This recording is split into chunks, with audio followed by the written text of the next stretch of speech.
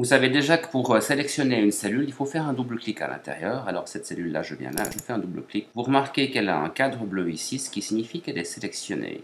Si vous voulez sélectionner d'autres cellules avec celle-là, par exemple la cellule 87, vous pouvez le faire ici en utilisant la touche majuscule pour éviter de désélectionner la première. J'appuie sur la touche majuscule, je sélectionne pour marquer que les deux cellules ici sont sélectionnées.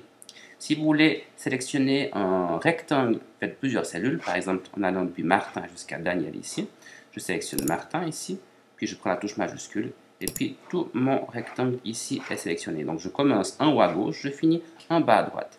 Si vous désirez sélectionner l'ensemble des cellules du tableau, il y a plusieurs possibilités. Ou bien vous prenez la première en haut à gauche et la dernière en bas à droite avec la touche majuscule. Ou alors, vous sélectionnez une cellule et vous allez dans le menu édition et vous lui dites tout sélectionner.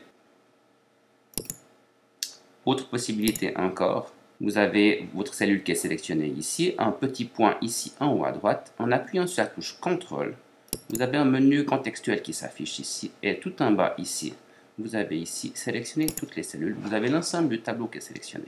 Vous avez encore la possibilité de sélectionner des rangs ou des colonnes. Par exemple, si je veux sélectionner ici le rang du numéro 1, je sélectionne la première cellule, la dernière. Autre possibilité, je sélectionne la première, j'appuie sur la touche CTRL, j'ai le menu contextuel qui s'affiche et je peux ici sélectionner le rang. Si c'est plutôt la colonne que vous désirez sélectionner, ça se passe la même chose. Vous sélectionnez votre cellule, vous allez sur le petit point en bas à droite, vous appuyez sur la touche CTRL et vous faites sélectionner la colonne ici.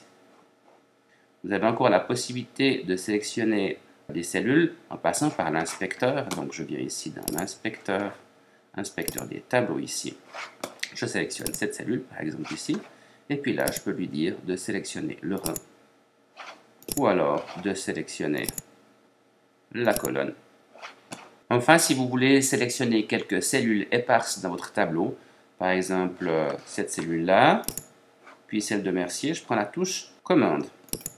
Celle-là sélectionnée, celle-là aussi, et puis celle-là la même chose. J'ai trois cellules ici qui sont sélectionnées, auxquelles vous pouvez appliquer le même changement.